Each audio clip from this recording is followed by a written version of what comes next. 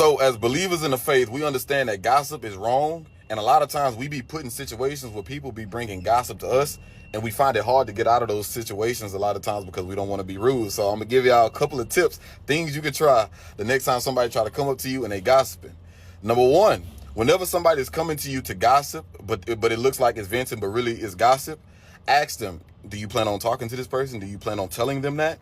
So that's now you're able to tell if they're actually trying to reconcile things or do they got the, boldness to talk to that person about it. So that way you clearing yourself from any negative speech. So you're not getting wrapped up in the gossip and fueling they fiery tongue. So just simply ask them, do you plan on talking to them about it? Do you want to reconcile things with them? So that can stop you from, feeding that and you starting to, pour into negative stuff with that person.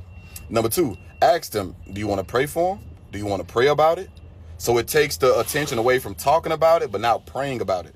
So that person's reaction is going to show you and tell you everything that you need to see. So if they don't want to pray for them, obviously they want to hold on to the pride. They want to hold on to the anger. They want to hold on to the bitterness. So you provide a solution of prayer to where you shift the conversation. If they don't want to follow you there, then hey man, you got a sharp tongue heading your way. And so now you can duck it, without having to be rude about it or feel like, like, dang, I don't want to make them, whatever the case may be. And we shouldn't be having to fear man no way, if I'm being completely honest with you.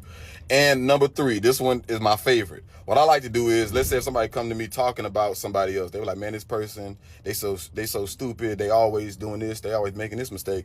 What I do is I sympathize with the person that they talking about. I'm like, man, I remember I used to do stuff like that, or I still do stuff like that from time to time. So I get it. I've been in their shoes before. And with this, it shifts the conversation. So now they're like, well, yeah, like they easing up off the person. So now I'm bringing sympathy into the conversation to where it's not that sharpness about that person. It's like, nah. So if they talking about such and such, I'm be like, man, I've been in their shoes before, so I understand. So now they tend to have a little bit more sympathy, and it shifts the conversation. So now I ain't really got to step on toes. I ain't really got to be rude, which I really don't care about. But I know those situations can catch you off guard. And a lot of times you find yourself in a people-pleasing state, just because you simply caught off guard. Or a lot of times we be enjoying the gossip.